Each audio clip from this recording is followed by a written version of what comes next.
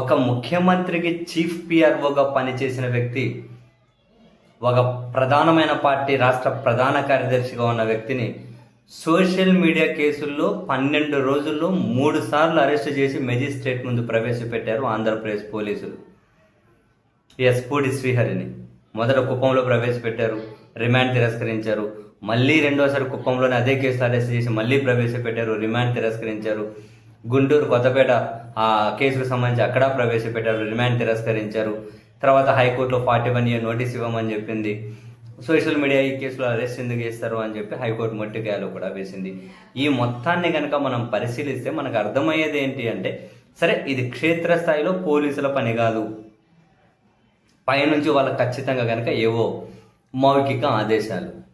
ఈ మొత్తం social media కేసుల్లో ఒక ముఖ్యమంత్రికి సిపిఆర్ఓగా పనిచేసిన వ్యక్తిని కూడా ఎవరో పోస్టు పెట్టారో అని ఆ కేసులో అరెస్ట్ చేసి 12 రోజుల్లో 3 సార్లు మేజిస్ట్రేట్ ముందు హాజరుపరిచి పోలీసుల అదృష్టాన్ని పరీక్షించుకునే ఈ విధంగా వీళ్ళను నడిపించిన వ్యక్తి ఎవరో కానీ నిజంగా ఆ వ్యక్తి ఏం ఆలోచిస్తున్నాడు, అసలు ఒక వైఎస్ఆర్ కాంగ్రెస్ పార్టీకి సంబంధించి సోషల్ మీడియాలో లేకుండా చేద్దామనా, లేకుంటే వాళ్ళ ప్రయత్నాలు ఫలిస్తాయా, ఇటువంటివి ఎలాంటి పరిస్థితుల్లోకి నెట్టివేయబడతాయి, భావ ప్రకటన స్వేచ్ఛ అనే దానికి పూర్తిగా అడ్డుగోడలుగా పడిపోతే రేపు ఎవరికైనా ఎటువంటి పరిస్థితి వస్తే ఈరోజు ఆనందపడే వాళ్ళు రేపు బాధితులుగా మిగులుతారు అన్న ఆలోచన వాళ్ళకి రావడం లేదా?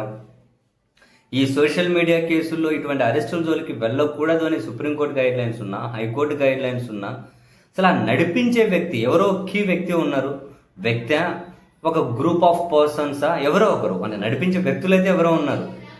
కానీ ఆ వ్యక్తులు ఏం ఆశిస్తున్నారు, అసలు దీని ద్వారా ఏం సాధిస్తున్నారు, వీటి ద్వారా వాళ్ళు నేర్చుకుంటున్న పాఠాలు ఏంటి? ఈ 2 సంవత్సరాల్లో 1600 మంది మీద కేసులు పెట్టారు, నిర్బంధించారు, 3rd degree ప్రయోగించారనే విమర్శలు ఎదుర్కొన్నారు, హైకోర్టు దగ్గర మొట్టికాయలు వేయించుకున్నారు, కొందరు నెల జైల్లో తిప్పారు. అయినా కూడా ఎక్కడైనా కనుక సోషల్ మీడియాని కంప్లీట్గా కంట్రోల్ చేయగలుగుతారా? అది పాసిబుల్ అవుతుందా? అది సాధ్యమవుతుందా?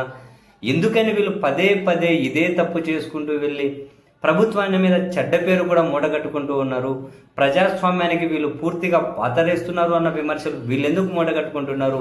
అసలు ఈ సోషల్ మీడియా కేసుల్లో మఫ్టీలో వచ్చి ఎత్తుకొని వెళ్ళాలి, చివరికి సిపిఆర్ఓ లాంటి వ్యక్తిని, అసలు ఒక పార్టీ ప్రధాన కార్యదర్శిని కూడా ఎత్తుకొని వెళ్ళాలి అన్న ఈ విధంగా పోలీసులను గైడ్ చేసిన వ్యక్తి ఎవరు?